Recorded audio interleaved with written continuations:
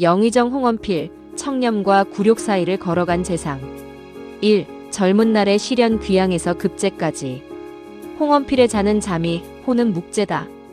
남양 홍씨 가문 출신으로 증조부는 동지중 추원사, 조부는 수군절도사, 아버지 홍영은 승정원 우부승지를 지낸 관료 집안이었다.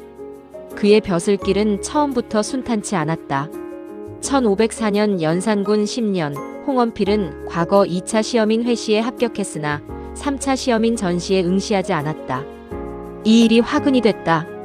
연산군은 전시에 불응한 자들을 익명서 투서 사건과 연루시켜 체포하고 국문하라 명했다. 홍원필도 잡혀 신문을 당했고 갑자사화에 연루되어 진도로 귀양을 가는 신세가 됐다. 조정의 당쟁과 군주의 폭정이 아무런 죄도 없는 젊은 선비를 귀양지로 내몰았던 것이다. 다행히 1506년 중종 반정이 일어나 억울하게 귀양 간 자들이 사면되었고 이듬해인 1507년 중종은 홍원필에게 특별히 전시에 직부할 수 있는 자격을 내렸다.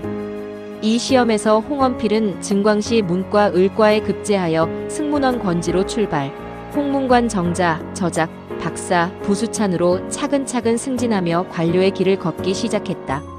첫 단추가 귀양이었다는 것을 생각하면 놀라운 반전이었다. 이 기묘사화와 영의정 정광필의 구명. 1519년 중종 14년 조광조를 중심으로 한 살인파가 훈구파의 반격을 받아 대거 숙청된 기묘사화가 일어났다. 홍원필은 조광조와 내외종간 사이였기 때문에 이 사화에 연루되어 옥에 갇혔다. 그런데 이때 홍원필을 구한 인물이 바로 영의정 정광필이었다. 흥미롭게도 정광필은 홍원필의 능력을 일찍부터 알아본 사람이었다. 1510년 삼포왜란이 일어났을 때 전라도 변방방비를 순찰하는 임무를 맡은 정광필이 홍원필의 기량과 학식을 높이 평가해 종사관으로 천거했을 정도였다. 그런 은인이 다시 기묘사화 때 홍원필을 변호하여 옥에서 풀어냈다. 홍원필은 다음날 석방되어 병조참지에 임명됐다. 정광필과 홍원필의 인연은 조선 관료 사회에서 인물 보는 눈이 얼마나 중요한지를 잘 보여주는 사례다. 3. 악처 열전 조선을 발칵 뒤집은 송씨 부인. 홍원필과 관련하여 조선왕조실록에서 가장 흥미롭고 파격적인 기록은 단연 그의 부인 송씨에 관한 이야기다. 송씨는 영의정 송질의 딸로 명문가 출신이었지만 그 성격은 실록이 이례적으로 상세하게 기록할 만큼 강렬했다. 신혼 초부터 사건이 터졌다. 남편 홍원필이 여종의 손목을 잡자 송씨는 그 여종의 손목을 칼로 잘라버렸다. 화가 난 홍원필은 신혼방에서 나가버렸다. 이것이 시작이었다. 훗날 홍원필이 윤삼계의 여종과 간통을 하자 송씨는 직접 그 집을 찾아가 여종을 끌어내어 머리털을 자르고 빗으로 얼굴을 긁어 피투성이를 만들었다. 그럼에도 홍원필이 계속 그 여자의 집을 드나들자 이번엔 남편의 수염을 직접 뽑아버렸다. 수염을 귀하게 여기던 조선시대에 이는 극도의 굴욕이었다. 급기야 중종이 이 사건을 전해 듣고 송씨의 길을 꺾으려 그녀를 대궐로 불러 사약을 내렸다. 그런데 송씨는 사약을 단숨에 들이켰다. 물론 가짜 사약이었기에 죽지는 않았지만 임금조차 사나운 여자라며 손을 들었다는 기록이 남아있다. 한 가정의 부부싸움이 임금을 움직이고 사관이 실록에 기록할 만큼 파장이 컸던 것이다. 실록은 송질의 딸 셋이 모두 투기가 심하여 아버지의 세력을 믿고 남편을 하찮게 여겼다고 기록했다. 또 다른 딸은 남편에게 추운 겨울에도 이불과 옷을 주지 않고 집에 들어오면 문을 닫아 걸어 결국 남편이 병을 얻어 죽게 만들었다고 한다.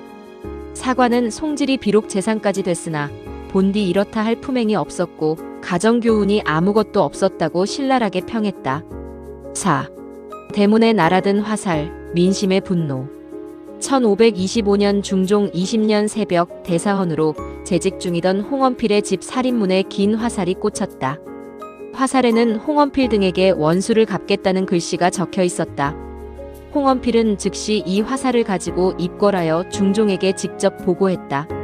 그러면서 신이 송사를 잘 살피지 못하여 원통한 일을 당하게 한 자가 많기 때문에 이런 일이 생긴 것이라며 자신을 교체해달라고 청했다. 중종은 화살의 등자를 보아 이는 사헌부 전체를 노린 것이지 홍원필 개인을 겨냥한 것이 아니라며 교체를 거부했다. 삼정승은 사헌부 장관의 집문에 화살을 쏘는 일은 예로부터 듣지 못한 일이라며 엄중한 조사를 건의했으나 조사했다가 대규모 옥사가 벌어질 것을 우려해 결국 범인을 잡지 못한 채 흐지부지 끝났다.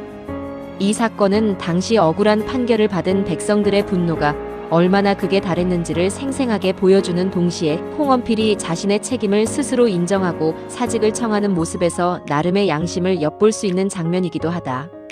5. 아들 홍섬을 가르친 방식, 뒷짐지고 맨발로. 홍원필 이야기에서 빼놓을 수 없는 것이 바로 아들 홍섬 교육이다. 홍섬은 명종 때 청백리에 오른 인물로 나중에 영의정까지 오른다. 부자 이대가 영의정을 지내는 것 자체가 조선 역사에서 드문 일이었다. 홍섬이 40살에 판서가 되었을 때의 일이다. 당시 고위 관리들은 가마를 타고 나졸들이 앞에서 물러거라 벽제 소리를 외치며 위세를 부렸다. 어느 날 홍섬이 판서가 되어 처음으로 물러거라 소리를 울리며 집으로 돌아왔다. 어머니 송씨가 기뻐하며 남편에게 자랑했는데 홍원필의 반응은 전혀 달랐다. 홍원필은 펄쩍 뛰며 크게 노해 아들을 불렀다. 그리고는 판서가 되었으면 더욱 삼가야 할 것인데 어찌 수레를 타고 돌아다니느냐며 꾸짖었다. 그러더니 어디 다시 수레를 타보시오. 마음껏 벽제 소리 울리며 돌아다녀 보시오라고 했다. 어리둥절한 홍섬은 결국 아버지의 말대로 수레를 타고 자기 집 마당을 빙빙 돌아야 했다.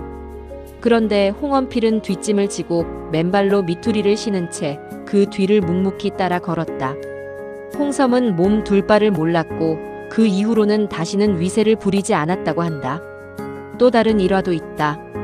홍섬이 젊었을 때 계집종을 건드리는 것을 즐겼다.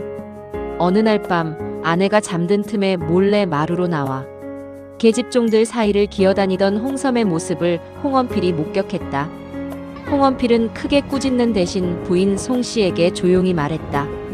우리 아들이 다 장성했다고 생각했는데 이제야 막 기어다니는 법을 배우고 있구려. 홍섬은 이 말을 듣고 다시는 계집종을 건드리지 않았다. 꾸짖음보다 날카로운 비유 한마디가 더 큰 교훈이 됐던 것이다. 6. 영의정에서의 굴곡, 칭찬과 비판 사이. 홍원필은 1537년 우의정을 거쳐 좌의정에 올랐고 1545년 마침내 영의정이 됐다.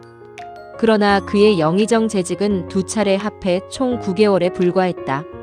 탄핵과 사직 요청이 끊이지 않았기 때문이다. 인종 즉위 직후 대가는 홍원필을 본디 나약하고 겁이 많은 사람으로 학술이 없고 한간 몸을 보전할 계책만을 품고 있다며 교체를 요구했다. 사관도 그의 졸기에서 새 조정을 섬기는 동안 한 번의 정책 건의도 없었고 논의할 때마다 주상의 전교가 지당합니다라는 말이 아니면 다른 정승의 말을 좇을 뿐이라고 냉정하게 평했다. 젊은 시절 그를 가까이서 지켜본 조광조조차 홍원필은 험악한 사람은 아니나 품성이 비천하며 필시비루한 일들을 할 것이라고 했고 이자는 국량은 큰 사람이나 재상이 된다면 국사가 반드시 날로 그릇될 것이라는 평을 남겼다. 이 예언들은 결국 적중한 셈이었다. 반면 을사사화 때 윤원영 세력에 가담하여 정난 위사공신 1등에 책록되고 익성부원군에 봉해지기도 했는데 이 역시 처신을 잘못 택한 대목으로 역사는 기록한다. 7. 부자 영의정 그리고 청렴의 유산.